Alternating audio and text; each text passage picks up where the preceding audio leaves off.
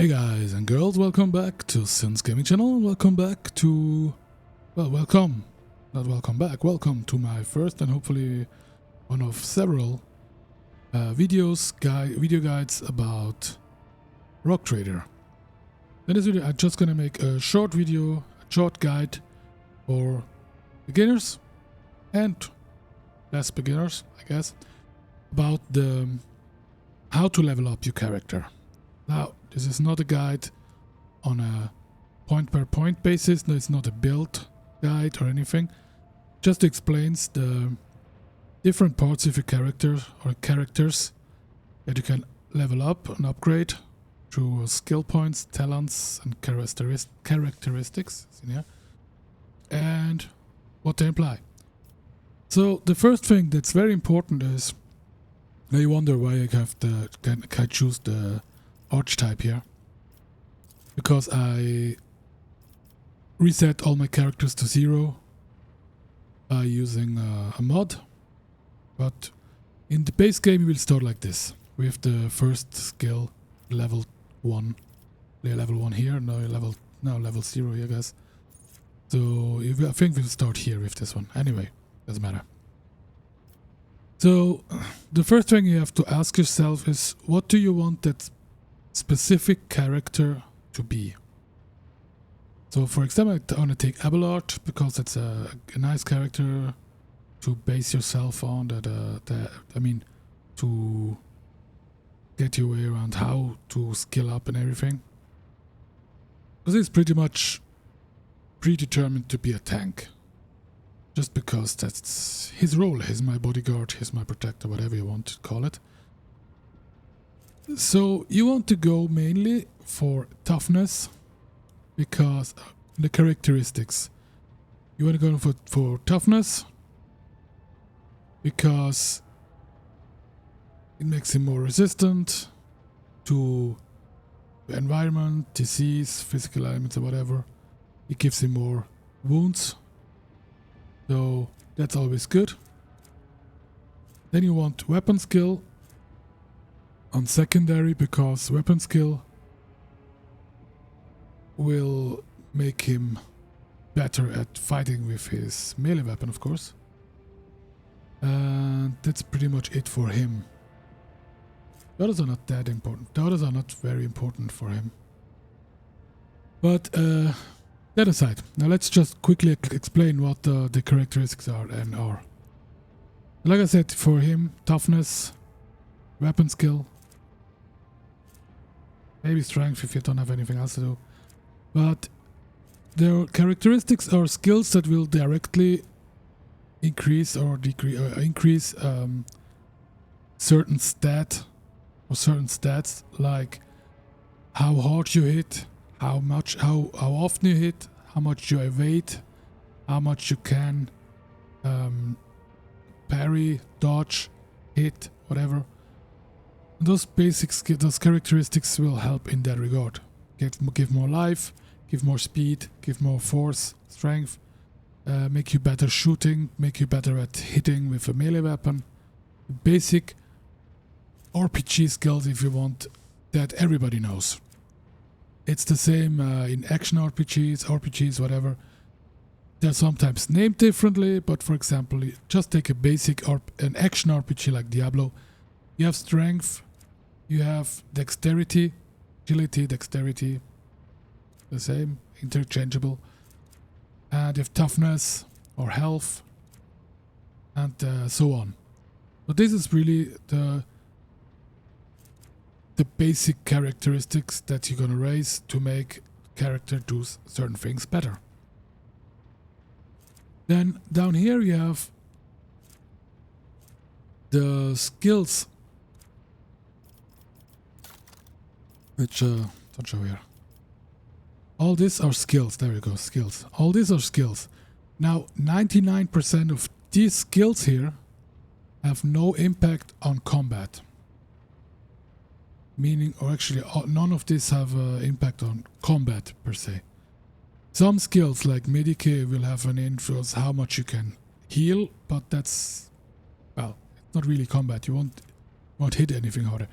None of the skills will make you hit harder, better, whatever, evade or whatever. All of the skills are used in the world, meaning for checks, skill checks, to pass terrain, remove traps, open containers, talk to people, notice stuff in the world like lore stuff and whatever. Those are the skills.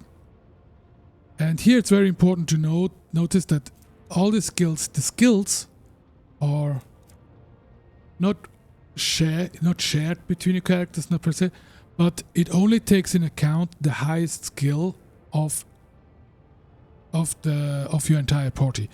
Meaning, if you have 6 people and all of them have lore Emporium 30, and one of the guys has 35, 40 for example, here 40, that means that only his 40 comes into play and the others are ignored. For a skill check, only the highest value of that given skill from any of your characters that is available, that is in your party, will be taken. Meaning that you don't need everybody to be good at everything, skills-wise. So for example, you only need one character that is as good as high athletics to jump over terrain or remove stuff to get to discover something beneath it and so on. You only need one character that has high awareness to spot traps and loot, hidden loot, the purple loot. And same for carouse, incursion, commerce, demolition, everything here. You only need one character that has a high number, a high value of any given skill to pass the skill checks. It is a waste of points of having several characters, having high athletics, for example, and only the highest is used anyway. So keep a lookout for that, so you don't skill several characters with the same skills and maybe miss out on another skill that nobody has. Also very important here is to check that in front of the name of the skill you have these 3-letter shortcuts, which of course stand for the characteristics. So meaning the base value of any of these skills is equal to the value of the associated characteristic. For example, my base stat for lore Imperium intelligence, my character has 30. That's why it gives it a characteristic bonus of 30. You can see here I have 30. Then I have an amulet that gives me plus 10. That's why I have 40. So what I mean with this is, or what I want to say with this is, that by default you want to have skills. You want to push the skills that are already associated with the characteristics of the class that you are looking at. Like I said, you want this guy to have a lot of toughness. So you can check the toughness here, which is Carouse has toughness. So you know by default he will have high Carouse because every time you put toughness, points in toughness, his Carouse will go up. Meaning that whenever there's a check for Carouse, he will be naturally have naturally high Carouse. So you don't need to put toughness in other characters or Carouse in other characters that maybe use agility or intelligence or willpower. Because you will just push the wrong stats for doing nothing. Again, all of these skills here have basically have no influence in your combat. Again, with the exception being Medicaid, and that's simply because you get higher healing from Medikits. But again, you don't want to skill. For example, if not with him. That's not my tank actually. That's what I was talking. Abelard, my tank. There's no point pushing intelligence because just for the healing. I'd rather have more toughness and more weapon skill. So he can be hit harder and can parry more and whatever, instead of getting healed more. Plus, yeah, it doesn't really matter. Seriously, don't. Skill enough, just skill. The Medicae, basically, you have one character, like every other skill, have one character, be very good at it, so you can pass skill checks. But otherwise, Medicae, if your character cannot use medkits, then put 1 point. Well, I think it's by 10 points at once or something. Just put once something in Medicae so they can use medkits, and then let it be. So everybody can use medkits, and believe me, the medkits, they are good enough as they are. They don't need any additional skills, generally speaking, because the medkits get better as well. You get better medkits that heal more, and that basically makes the whole thing mute. So that's about the skills. Then the third thing we have are talents. So we have skills. See, those are the skills. But like I said, in his case, we'll have strength, athletics. I don't have any character that uses strength right now. So he's going to use his strength and tough. Basically, I'm going to put him in strength and toughness because I don't need him to hit. But well, weapon skill also improves his parry. So yeah, toughness, weapon skill, and strength. So he will be the highest in probably athletics and carouse. But right now, I'm just gonna make carouse. Okay. This is his class or archetype class, I guess, or archetype warrior skill. That's a given. And this one is his. It's like a superpower, if you like. If you fill the meter, it's either what's it called, heroic or the contrary of heroic act. So this is something that is a given as well. Now the third thing you have after characteristics, which are like stats, skills, which makes you interact with people and objects.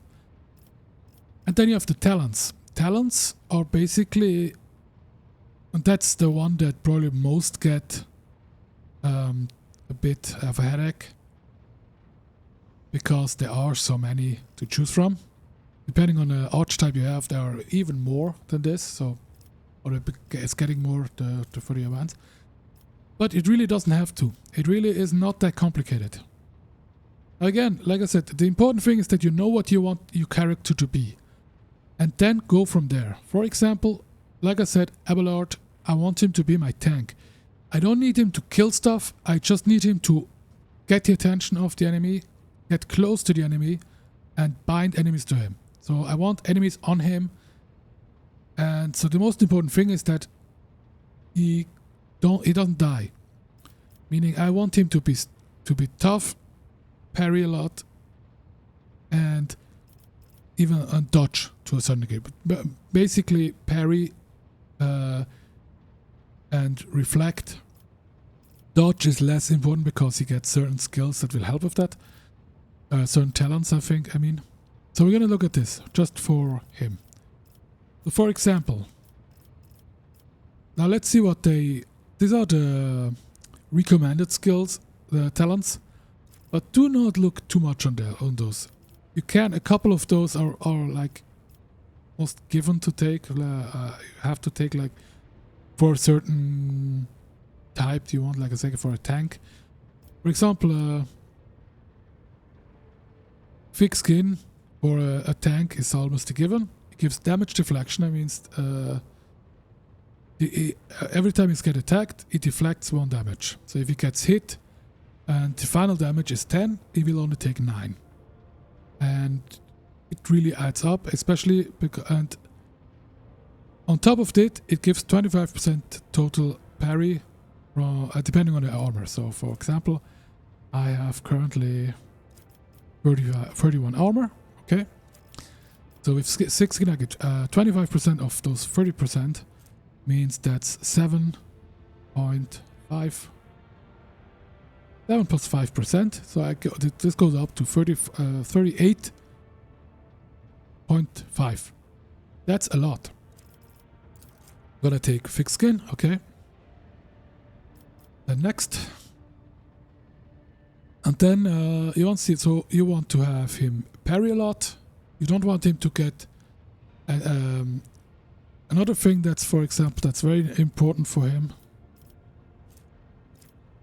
If I see it right now, maybe it's only coming later. Some some talents are only getting up added later on, so you don't necessarily see everything.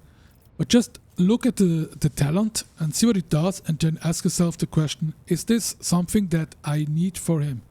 Does a tank that doesn't need to do damage? Again, he will do damage anyway, but he doesn't have to do damage. His priority role is to take damage or parry damage rather. The more he parries, the less he has to heal up. And so you ask yourself, for example, Contempt. Whenever he's attacked, he gets a +5 damage against that. It does not stack. Do I need this? No. I don't say it's bad.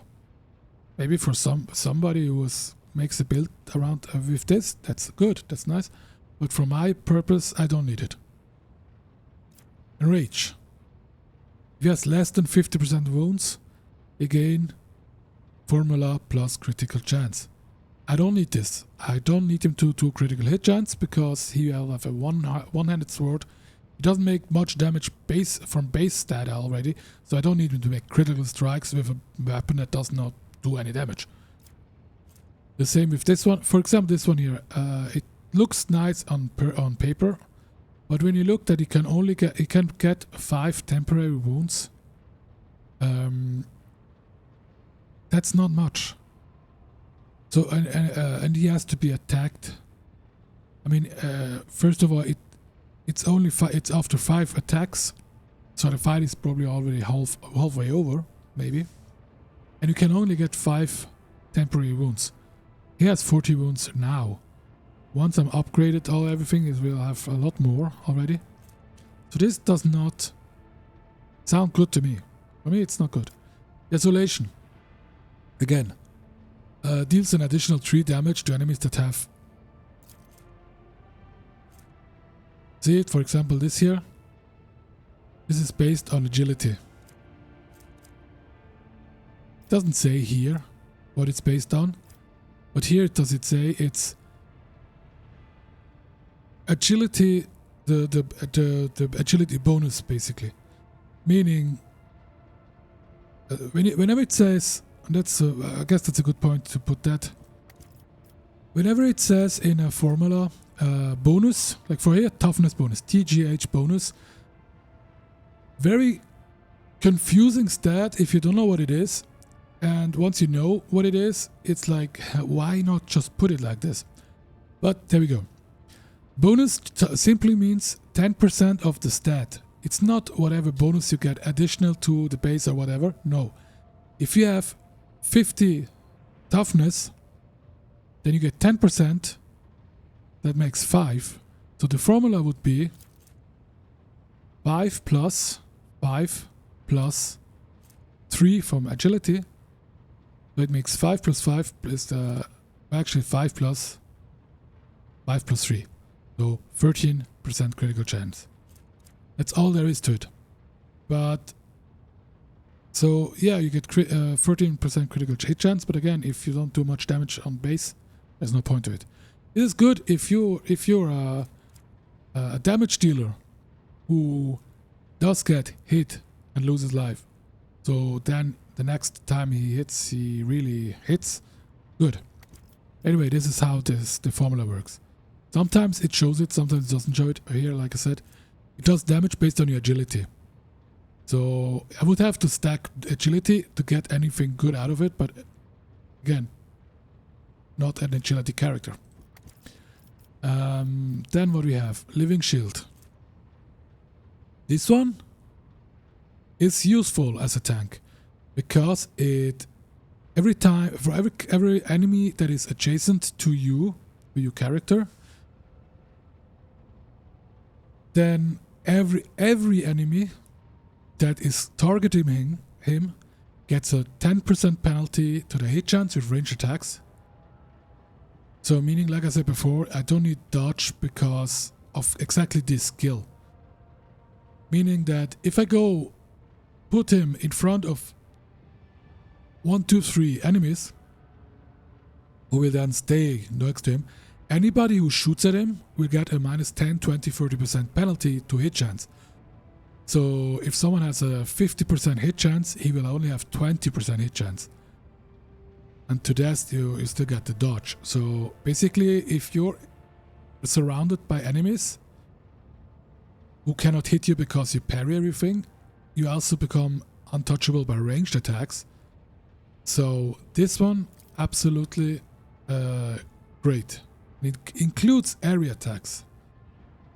So that's another thing, it includes area attacks. And like I said, here you have the toughness and weapon skill. Then I try to add them both.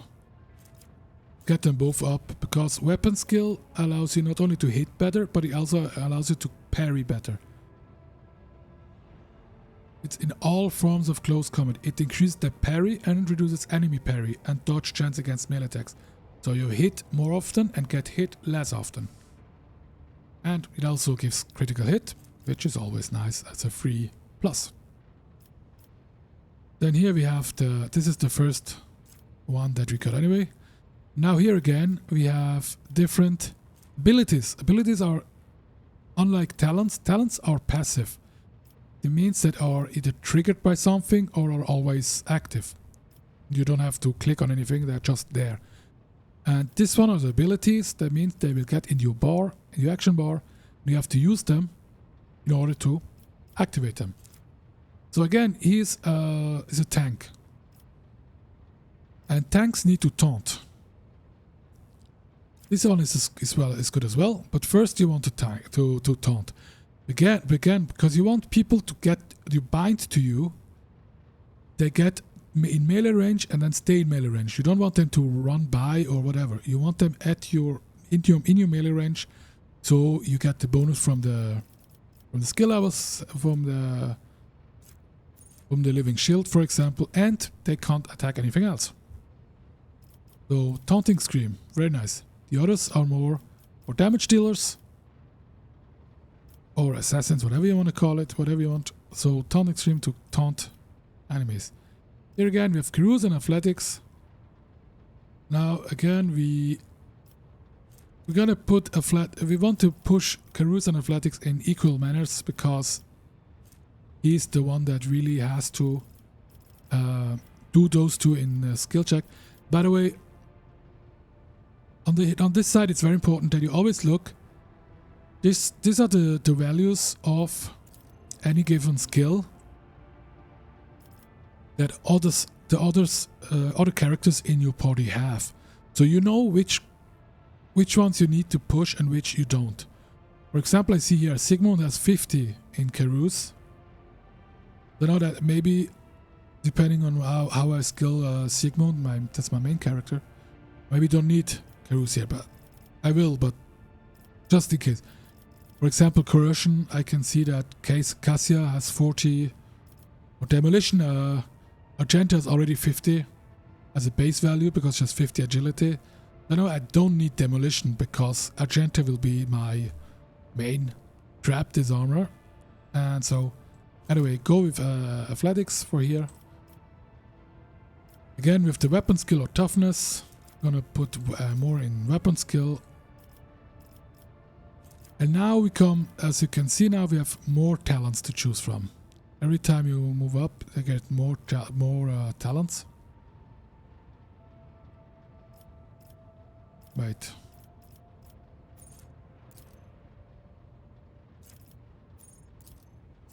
No, there's different. These are talents, which are more which are more or archetype specific. I'm not sure if it's archetype. Here it says warrior, so I guess it's really archetype. Some others are, yeah, it's warrior. So these are talents for the archetype, and this here are common talent. That means common talents. I mean all the different characters have access to those. It does that they work the same way, like the archetype talents. Here, Here. No, here. Was it living? Which one was it?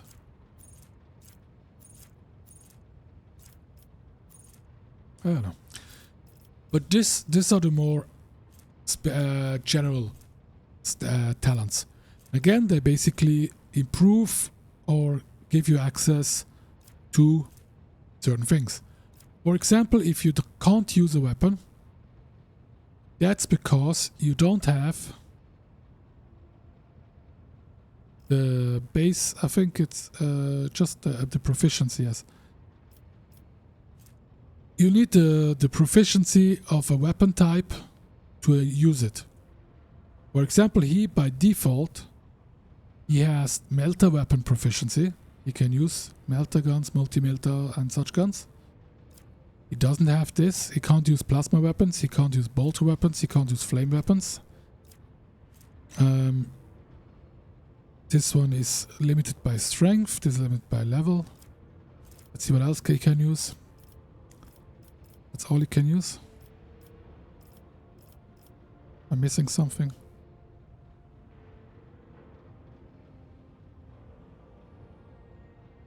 Wouldn't there be less weapons or something?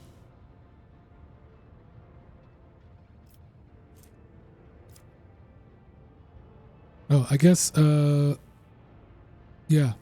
Some weapon types, they are available to everybody, to anyone by default. So they don't have a proficiency. That's why there is no last weapon. There is no solid shot weapon, whatever it's called, bolt weapon. There's no there is bolt is. It's which was it? Solid. Where is it? Solid projectile. There we go. So this is a solid projectile, less, and chain weapons, and anything primitive. That means swords, axe, and whatever. Everybody can use those. So they only have the expert version of that weapon type. The other weapons, which are more specific, like melter, plasma, bolter, flame, and Eldari, Trukari, dual weapon, combat, and whatever, they have proficiency or just a skill, talent. And here again, this can look a bit overwhelming because there's so many in theory, but most of this they will never come into play for your characters, because as you can see here, the character gains 5% plus 5 agility. The character may improve any train characteristic even if the archetype origin does not allow it. This is just if you really want to do stuff to your character that is not supposed to, I guess, or however you want to say this. But you will probably never use this, I think. Maybe I'm wrong here, but I don't see the point in having like 5 more agility from like this. I don't. Anyway, again, you wanna ask yourself, what does your character want to be, or what do you want your character to be? Alright, a specific one. So we have Abelard, again, tank. Let's see, combat master. Enemies gain no melee superiority bonus against this character. And what is this? A melee superiority means that if you're surrounded by more than one enemy, then every enemy or any enemy that surrounds you gets a +10 in weapon skill bonus, which can add up quite quickly. So again, if you have 3 enemies in front of you, then all of those, they have 30 plus in weapon skill, which means they will absolutely more likely hit you or be able to hit you. This negates this. Again, for him, that is a must. It is an absolute must, because that way he doesn't get pummeled by 3-4 guys, and this will just remove this danger. Again, with Cruise and Athletics, so we are but it's difficult to know how many I have, but I kind of keep with Athletics. And here we have again with the talents, and so we can see again in that. Why does it? Oh, wait. What did I change here? Ah, I clicked this by before. That's why.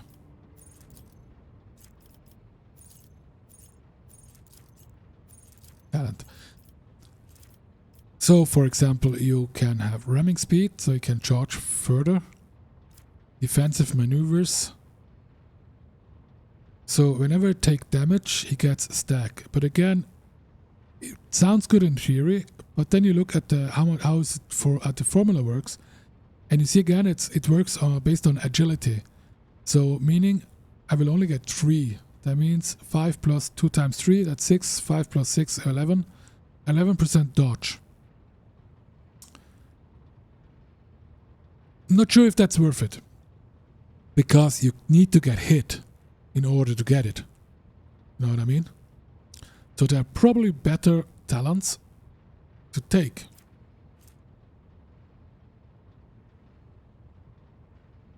For example, this one here gives you, if you hit an enemy with a single attack, doesn't say, no, it says single shot or a melee attack. It doesn't say melee, single attack. So probably everything melee. Yeah, probably. If you attack melee, then anything hit with the melee attack. I guess it doesn't matter because it only gives you the 1 bonus. Anyway, if you hit something with a single shot or a melee attack, get 5 plus 2 times the toughness bonus as percent of armor. Meaning, for example, I have 55, probably more than 60 or something. 6. 5 plus 2 times 6, that's 12. That's 17% bonus armor. Armor is already in percentage, so this will give me 17% more armor. It's not 17% off 31%. 17% on top of the 31. So I will have, just with this, 48. So this comes very quickly in handy. Armor reduces incoming damage. So the more armor you have, the less damage you take. So this arm is already quite a nice skill because you will hit something every round, every turn anyway. You will attack every turn anyway, so every time you attack, you get this bonus until your next attack. But let's see what else we have. There's another nice skill that could be nice. That reduces 5 damage on any attack, any first attack from every enemy. Which sounds nice, but you don't want to get hit that much, so I don't think it does that much of a difference. Because I can be wrong. Then we have this one that gives, again, every time you get hit, you get more deflection, but again, you need to get hit. I'd rather not get hit. When this one is nice, for example, interception. When the warrior parries an attack, the next warrior archetype ability costs -1 EP, meaning that you will have an action more that you can do. Usually means that, because if you usually start with 4 action points, and depending on what you use, you will have 2 abilities to use, endure plus an attack or something like that. This one gives the chance to get your 3rd one or 4th one. And so you go to all this, and this is what you want to see.